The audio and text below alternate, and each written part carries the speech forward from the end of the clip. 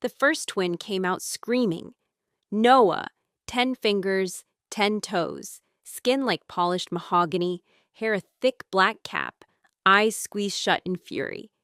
He looked exactly like David. Exactly like the future we had planned. Then the silence.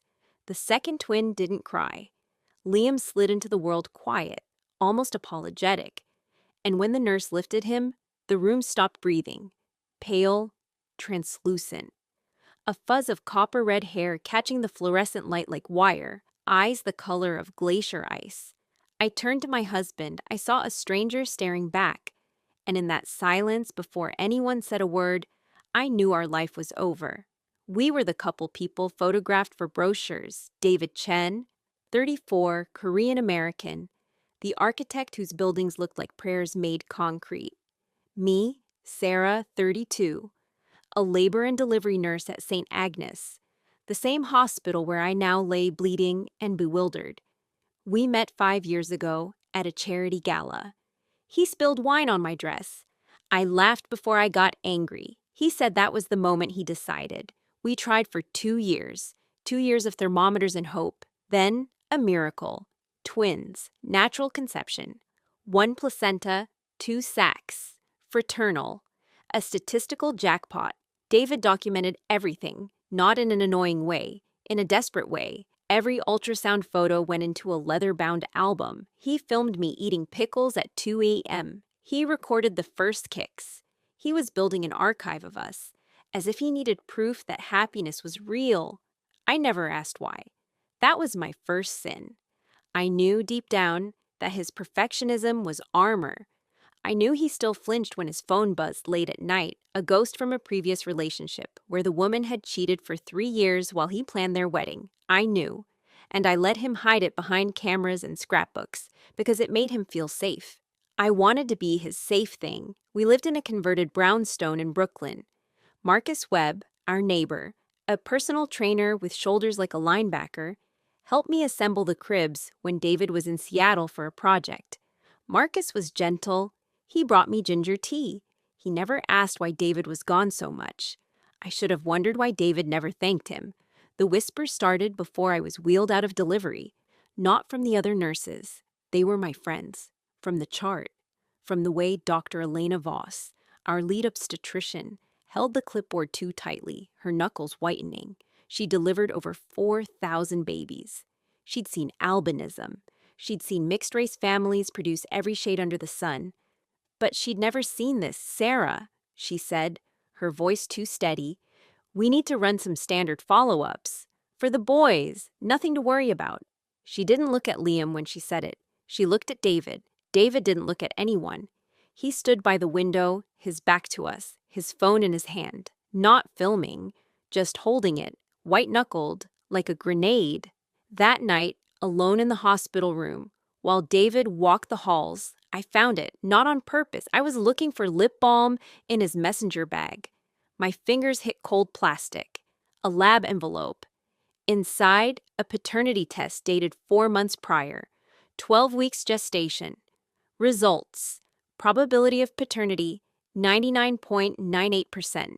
He tested Noah, only Noah, the fetus with the stronger male profile, visible earlier in the NIPT blood work. He'd never told me. He'd looked me in the eye for 4 months and smiled into his camera and known that at least one of them was his. And he'd still needed to check. I put the envelope back. My hands didn't shake until he returned. We brought them home on a Tuesday.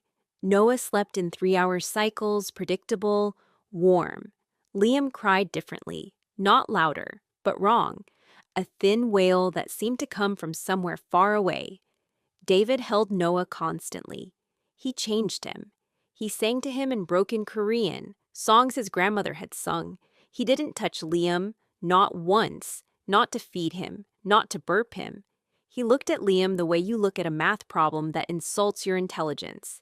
David, I said on the 5th night, he needs to feel your hands. He feels yours, David said. He was organizing Noah's socks by color. That's enough for now. For now, he's your son. David's hand stopped. He didn't look up. Is he? The word hung between us like smoke.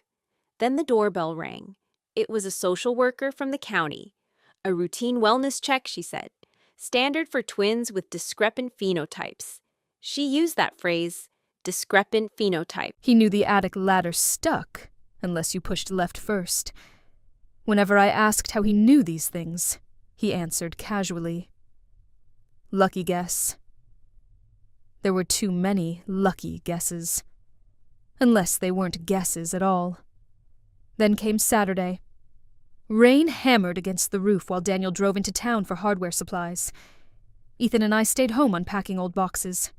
He disappeared into the pantry, searching for canned soup. A minute later, came the crash, followed by silence. Then, Mom! I found him kneeling beside splintered boards that had caved beneath the weight of several forgotten shelves. Cold air drifted upward from the darkness. The opening revealed rough stone steps descending farther than any crawl space should. At the bottom stood an enormous steel door. Black, ancient, locked. A heavy chain wrapped around rusted handles. My pulse quickened. This, I whispered. This can't be right. Ethan shined his phone flashlight downward. The beam disappeared into darkness before reflecting off something metallic. There really is a basement. No. I shook my head instinctively. Your father said there wasn't. Maybe he didn't know. But even as Ethan said it, neither of us believed those words. Daniel knew this house too well. The air rising from below smelled dry, not moldy, not abandoned, as though someone had opened the door recently. Ethan crouched lower. There are footprints. What? In the dust. I grabbed his shoulder before he could climb down. Don't. But not until your father gets home. He frowned. Why? Because suddenly I wasn't sure I wanted Daniel to know we'd found it. The thought appeared so naturally that it frightened me.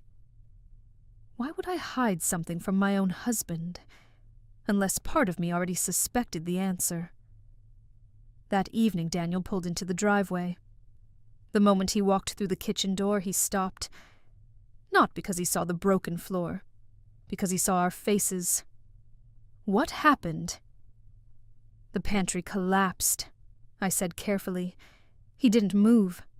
His eyes slowly shifted toward the opening. For one single second, every trace of color vanished from his face. He dropped the hardware bag. Nails scattered across the floor. What?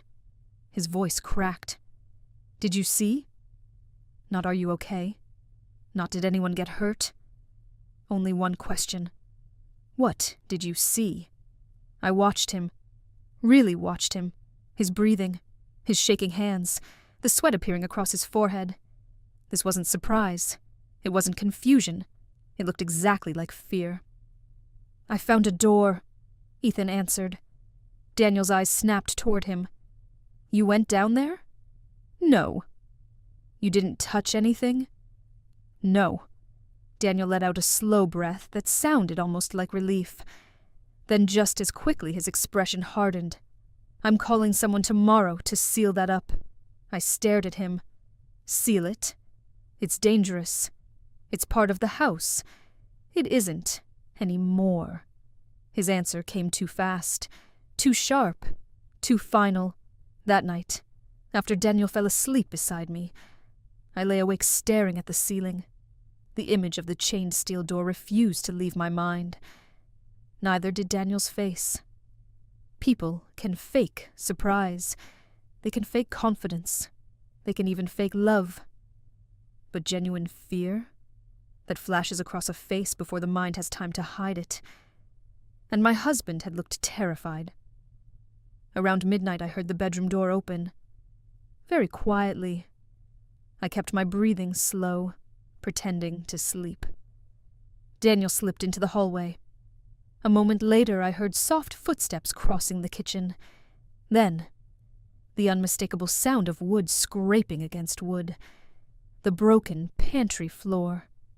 He was going back to the hidden basement. Alone. And whatever waited behind that locked steel door. Daniel was making sure it stayed there. She closed the door and locked it. I ran the full panel, she said. Heteropaternity. The word landed like a stone. 2 different fathers. Noah is David's. Biologically, unquestionably. But Liam? She slid a folder across the desk. Liam's paternal haplotype is European. Northern European. The red hair, the blue eyes.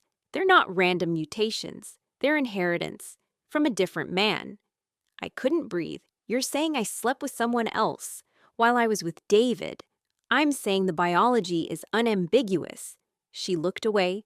I've seen this twice in my career. Both times the mother had been compromised.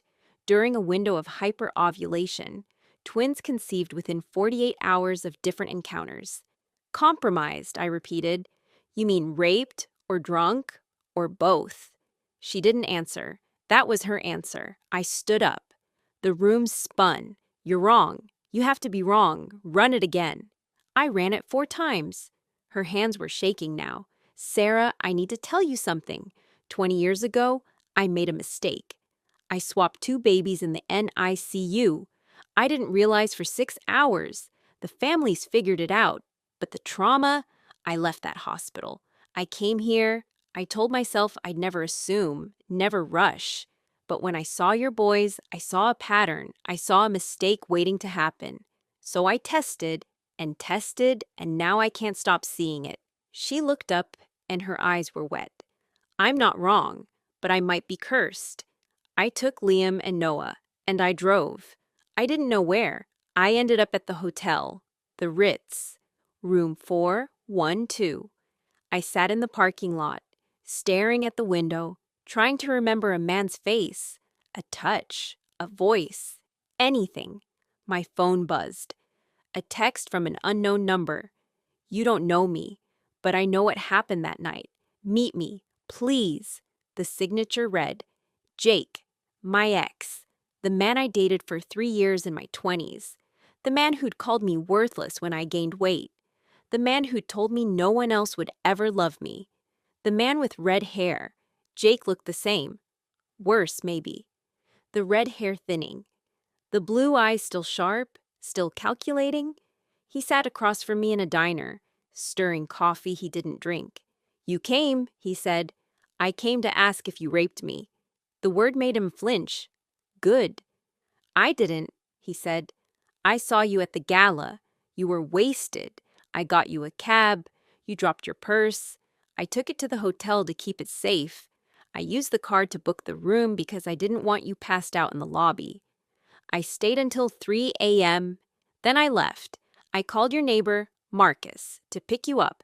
He didn't answer, so I put you in the room and I left. Then why are you in the photo? Why is your arm around me? Because you grabbed me. Because you thought I was David. You kept saying his name. I tried to get you to let go. A stranger took the photo. I don't know who. I wanted to believe him. I needed to believe him. But biology doesn't lie. Then why did you text me? Why now? Jake looked down at his coffee. Because I saw the news. Not the news. The internet. Someone posted your family photo, the twins. And I need you to know, I had a vasectomy 2 years ago, after my divorce. I'm sterile, Sarah. I can't have kids. I couldn't be Liam's father if I wanted to be. The diner tilted. The fluorescent lights screamed. If not Jake, then who? Jake reached across the table. I pulled my hand back. There was someone else that night, he said quietly. When I left the hotel at 3, there was a man in the lobby. Asian. Expensive coat. He asked what room you were in. I told him. I thought he was your husband. He looked desperate, like he'd been running. I stood up so fast the chair fell. David had been in Seattle. His flight record said so. His hotel receipts from Seattle said so. But his company card had been at the Ritz, and Jake had just described him perfectly. I broke into David's study that night. Not broke. I knew where he hid the key, behind the photo of us at the Met, the one where I'm laughing